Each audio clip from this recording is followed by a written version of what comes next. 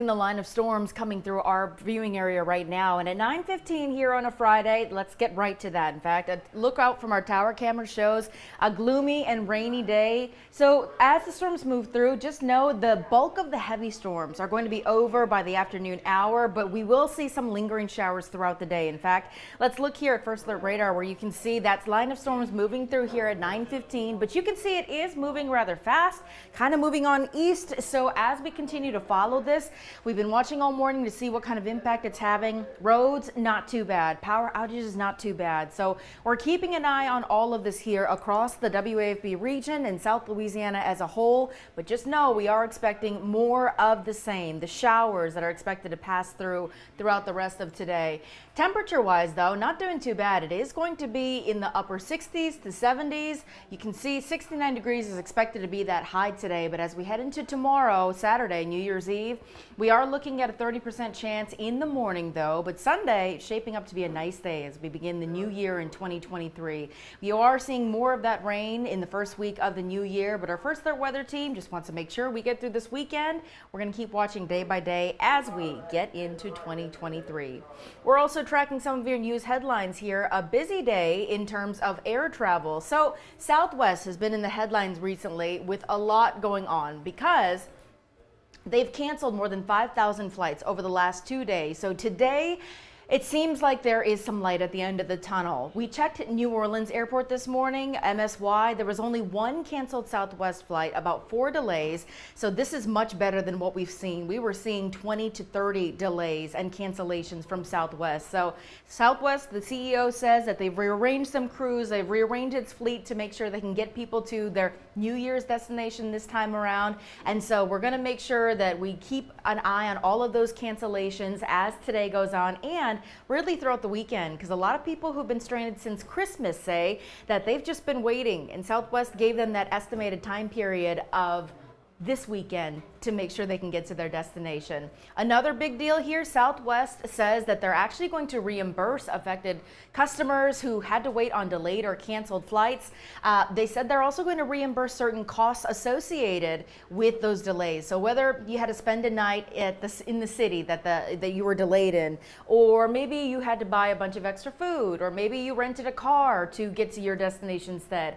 Keep all of your receipts. That's really important. It's easy to let go of that or forget about it, but hold on to those because you're going to submit them for a reimbursement claim through Southwest. They're working on the logistics of all of that, a form for you to fill all of that out. And just know they're being held accountable. The Biden administration, the U.S. Department of Transportation says that they're going to impose fines or penalties on Southwest if they do not follow through for the customers who have been affected by this. So a lot going on in the world of travel, but just know that today is not too bad if you're trying to fly to your destination. But still a good reminder to check before you go. Make sure that flight status is rolling and make sure that it's actually on its way out before you make your way to the airport. Callie was live this morning, as she normally is, before the big new year to talk about fireworks. So obviously, the big fireworks show will be at downtown Baton Rouge, letting the professionals handle all of that if you don't even want to deal with it. And just a reminder, the Red Stick Revelry begins at 8 o'clock in North Boulevard Town Square. They're going to count down to midnight, and that's when you'll see the fireworks over the levee. But if you are hosting your own New Year's Eve celebration and you've got a big party maybe in your world, just know where fireworks are legal and where they're illegal. Remember, in East Baton Rouge Parish, they're actually illegal, but other surrounding areas are not. So we're going to work on a story to make sure you know where you can and can't blow them off, and just be mindful of veterans, of babies, of dogs. So again, New Year's Eve, keep it limited to that day. But as you do that, remember, safety is top of mind too. You don't want to be spending New Year's Day in the hospital or in the ER. So always keep that bucket of water nearby. Make sure you're not handing things to kids, even sparklers. If your kid is known to be a little bit rambunctious, you may want to be wary and think twice before handing them a live sparkling object that could be a little bit dangerous. So use caution as you're doing all of this. And if you do give kids sparklers, make sure there's an adult nearby with that bucket of water to make sure they're safe. And again, that no one ends up in the hospital. They end up with a lot of those types of injuries on the New Year day. So let's try to prevent any of that. Callie has some more safety tips for you and your family to safely celebrate the brand new year. We're also looking ahead to the day after New Year, January 2nd. That is when LSU makes another appearance in the Citrus Bowl in Orlando. Jacques Doucet is there already on the ground, following the team, seeing how they're spending their days leading up to the big game. But before Monday, tonight, we have a special airing at 6:30 p.m. on WAFB, here on WAFB Plus and on the 9 News app. It's called the Florida Finale. Our 9 Sports team looks at LSU's first season under the head coach Brian Kelly. They look back at all the highlights of the season, and they're kind of previewing the Citrus Bowl game as well and seeing who we have on tap and what we're looking at here. That's a lot of the things that we're following here on WAFB Plus. And I told you Steve was busy, but he is back with a special 9 News Now forecast. Steve, it's been raining all morning, understandably, and you've been following kind of everything that's been going on, huh? Yeah, it has been a busy morning, so apologies for missing the beginning here, Liz. That's but okay. What I can tell you is things are going to start to improve over the next. You can see tower cam right now looking back the Mississippi River Bridge, still gloomy, still raining for many of us. But when we give you a look at radar, what you'll see is the drying line is starting to approach from the west. There you see it. So as we let me go back here and see if we can advance through a couple more of these graphics. There you go. So once again, as we zoom this in a little bit, you can see the back edge of that rain approaching Baton Rouge at this hour. So give it another hour, hour and a half, Metro Baton Rouge, and we'll start to dry out. Already seeing it drying out to our west. Heavier rains now starting to shift off to our east, but it has been a pretty good soaking around the area as expected. Most spots with at least 1 to 2 inches of rain, but we've gotten a good bit more than that in some areas where you see the green. Fairly widespread region that's gotten at least 2 inches of rain, and we've had some pockets of 3 to 4, including from southeastern parts of EBR Parish down into Ascension, St. James, St. John, a little bit in Livingston and Tangipahoa. So we've had some locally heavy rainfall this morning, prompted a flood advisory. That's the lowest flood level, if you will, lowest flood threat level, mainly to kind of warn of potential street flooding. That remains in effect until 10:45 this morning, Baton Rouge to the east. Here's another live look outside, and again, you see it's still wet, still gloomy out there. It's a Sky9 camera in Port Allen, brought to you by Our Lady of the Lake. Temperature-wise, we're mostly in the 60s, 61 Baton Rouge, Gonzales 63, Macomb is down to 57. So almost a little bit of a chill when you factor in the dampness and the temperatures that have dropped off a little bit. I think we'll be in the 60s really throughout the day. Should see the temperatures rebound a bit though this afternoon as the rains taper off. Now we could see a lingering shower or two later on today, but should trend mainly dry into the afternoon. Highs in the upper 60s. If you were lucky enough to maybe squeeze out a peak of sunshine, could even sneak into the low 70s, but I think it's going to be 60s for most of us. Now the news is much better into the weekend. Liz was mentioning Red Stick Revelry a few minutes ago. If you're headed downtown for that, anything you might be doing Saturday night, the forecast is dry. If you're headed out to dinner, maybe 6, 7 o'clock, temperatures low to mid 60s. We'll be into the upper 50s by 10 o'clock, mid 50s at midnight. Now, one thing I am keeping an eye on, some indications we could see some fog developing. So keep an eye on that. Obviously, it's not ideal, people that are out on the roads and for fireworks shows. So that is one thing we'll keep an eye on. Now, once we get through the weekend, we're giving you a first alert to more storms in our forecast. The Storm Prediction Center in the outlook released overnight and early this morning, actually upgrading the severe weather threat level to our northwest for Monday. So now areas from near Shreveport through Little Rock to near Memphis, a 3 out of 5 enhanced risk of severe weather on Monday, but also the 2 out of 5 slight risk really expanded. It now extends all the way from Houston up to near Louisville, and it's just west of Baton Rouge. So that is Monday night, Tuesday morning. As we extend the severe weather outlook into the day on Tuesday, note that a 2 out of 5 slight risk now includes much of our viewing areas. So we're going to be tracking more storms next week, some of which could be strong. Now, the 7-day rainfall outlook from the Weather Prediction Center still showing 3 to 5 inches of rain, but that includes today. And so we've already seen 1 to 3 and some areas 2 to 4. One thing we've noted is that model guidance the last run or two has backed off of rain totals a little bit with that event next week. So we'll kind of keep our fingers crossed that that trend continues, because we've certainly seen plenty enough rain this morning. We don't need too much heavy rain next week. So things will settle down this afternoon. We could squeeze out a few more showers late tonight, tomorrow morning. One more little disturbance moving through, but most of Saturday, most of New Year's Eve will be dry. In fact, we'll have plenty of sunshine tomorrow afternoon. Highs in the low 70s. New Year's Day looking good. Comfortably cool in the morning, low 50s. Highs in the mid 70s. We keep it dry.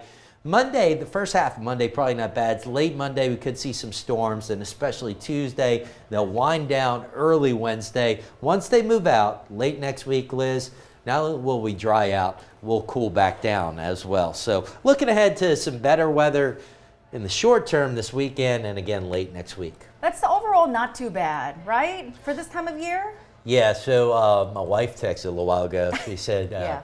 The kids, the girls, and Thunder, Yeah. which is our oldest dog, still knocked out. I think they're enjoying a little rainy, sleepy kind of Friday morning. Sleeping in. Making me a little I was jealous. about to say, that's some pretty good weather to sleep into. Yeah, it is. Especially as it moves through the rest of the day. Shower's not too bad. Not at all. All right, okay. So before we let you go for 2022, it's still so crazy to me. It's the last Friday ever I know, in this this year. is it. Yeah. Not ever, ever. Ever.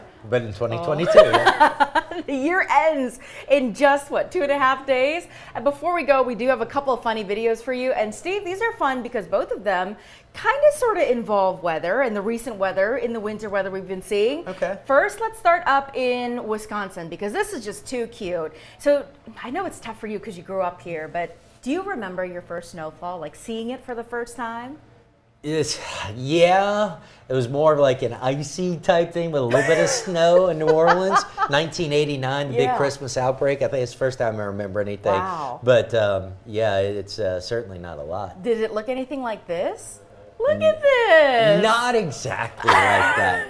This is a kitten in Colorado exploring and seeing snow for the very first time. Look how she's just gingerly walking. Not in sure it. what to. Yeah. Oh, this is either this kind of fun or wait, this is too Wait a cold. minute. What am I doing out here? Right. Look at that. It's a winter wonderland. So this person, they didn't share a name, just somebody had shared it on social media showing just their kitten was trying to figure out what it was, why it was so plushy. And about 30 seconds in says, you know what, I've had enough. This is too cold. I'm jumping out of here. I do not like it.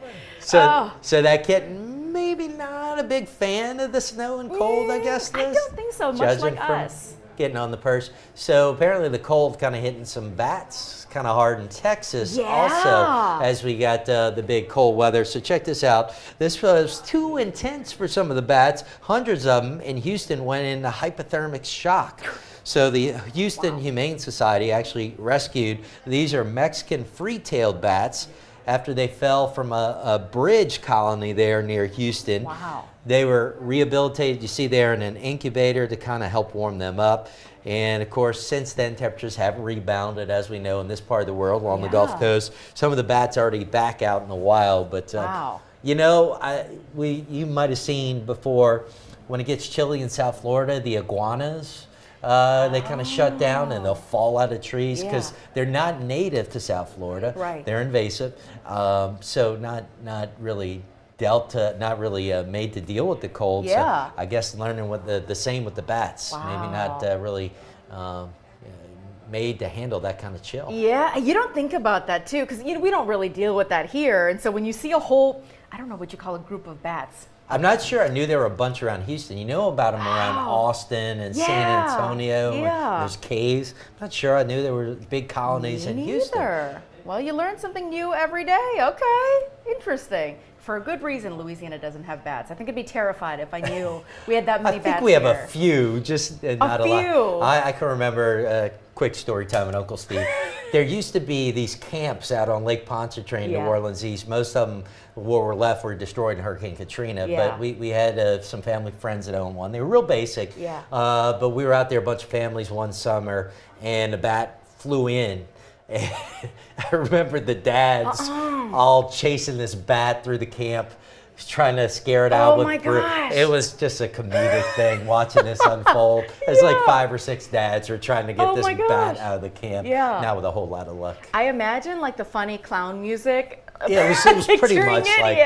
that. Yes. I picture much of that. Okay. So, that's so actually we have funny. a few, Yeah. just not the big colonies typically. Good. Let's keep it that way. I'm okay with that. Yes. Before we go, I thought this would be fun because Women's Hospital actually just sent us an email about 15 minutes ago, the top baby names of 2022. Okay. So we're going to pull up the web story for you so you guys can see it too. We've got a list here that shows the top baby names, and they included a list for both boys and girls. Now, do you know anyone that's had a baby recently that has any of these names? I definitely know people with a lot of these names, babies, the last several years. Yeah. Can't think of anybody recently. The one that's kind of throwing me off here on the boys that I haven't heard a lot is Asher. Asher. Yeah. You know, the others I feel like think I'm I've- seeing a good bit of. Yeah. We have good friends. Liam is number 1 there in the boys. We've got good friends that have a Liam. Yeah. And I've seen some of these others. And then on the girls' side, Yeah. I've Charlotte's got pretty popular. I've got a couple of Olivias in my life. Yeah. Yeah. So those all, you know, Audrey. That's kind of an old school name Yeah, coming even back. Amelia. I Yeah. haven't seen the Amelia Bedelia, the book, but it's interesting seeing what name. Waylon, I would not guess is a popular name. Yeah. You know? And I am curious. I didn't get to see whether these are popular names across the U.S. or in Louisiana, but usually here, well, typically people name their babies after, you know, families or grandparent names.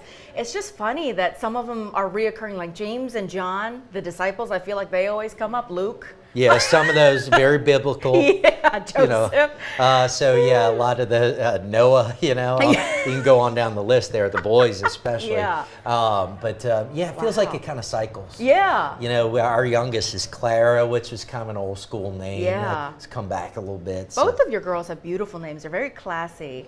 Yeah. all the credits to my wife. Really? Yeah, we know. No, we chose them together. But, Okay. Family names? You know or- who kind of wins out in those discussions, Well, right? the one carrying the kid? Yes. Who does the work? Yeah.